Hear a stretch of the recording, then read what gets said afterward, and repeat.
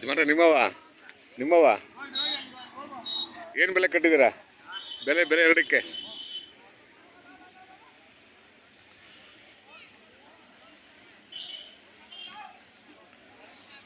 ಬೆಲೆ ಈ ಕಡೆ ಬನ್ನಿ. 1,30,000 ಬೀಜದವ್ರಿ ಅಲ್ವಾ? ಅಲ್ಲಿ ಬಂದವಲ್ವಾ? ಎರಡಲ್ಲ. ಯಾವ ಯಜಮಾನ್ರೆ? ಹಾಂ, ಆಗಲವಾಡಿ. ಯಾವ ಜಿಲ್ಲೆ ಇದಕ್ಕೆ? ಯಾವ ತಾಲೂಕು ಬರುತ್ತೆ? ಗುಬ್ಬಿ ತಾಲೂಕಾ? ಗುಬ್ಬಿ ತಾಲೂಕು. ಹತ್ರ ಆಗುತ್ತಾ? ಇಲ್ಲ, ಹೋಗೋದು ಬರೋದು 120 ಕಿಲೋಮೀಟರ್. ಹೌದಾ? ಯಾವಾಗ ಬಂದ್ರಿ? ನಾವು ಮಂಗಳವಾರ ಬಂದ್ರ? ಇನ್ನು ಜಾತ್ರೆ ಇರುತ್ತಾ? ನಾಳೆ ಒಂದಿನ ಇರುತ್ತೆ. ಹೌದಾ? ಭಾನುವಾರ ಖಾಲಿ ಮಾಡಬೇಕು ಅಂತ ಹೇಳಿದ್ದಾರೆ. ಹೌದಾ? ಭಾನುವಾರ ಖಾಲಿ ಆಗುತ್ತಾ?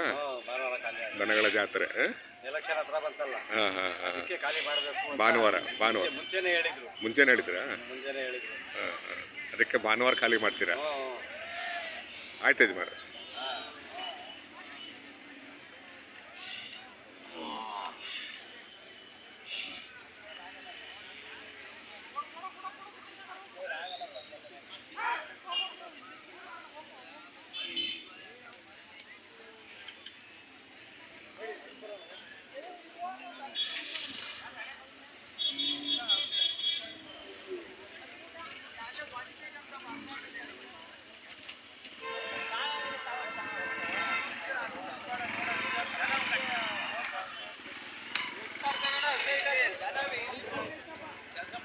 ಯಜಮಾನ್ರೆ ನಿಮ್ಮವ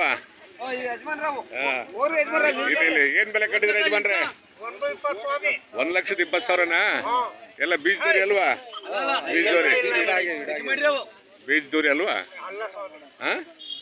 ಬೀಜದೂರಿ ಅಲ್ವಾ? ಹೋರಿಕರ ಅನ್ಕೋಬೋದಾ? ಹೋರಿ ಅನ್ಕೋಬೋದಾ? ಸರಿ. 1,20,000. ಯಾವ ಯಜಮಾನ್ರೆ? ಒನಗನಹಳ್ಳಿನಾ?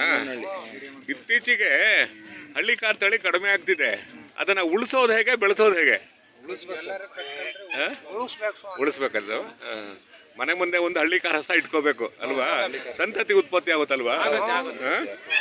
ಯಾಕಂದ್ರೆ ಇದು ವಂಶ ಪರಂಪರೆಯಿಂದ ಬಂದಿರುವಂತ ತಳಿ ಇದು ಅಲ್ವಾ? ಈಗ ಮುಂದಿನ ಪೀಳಿಗೆಗೆ ತೋರಿಸ್ಬೇಕಲ್ಲ. ಈಗ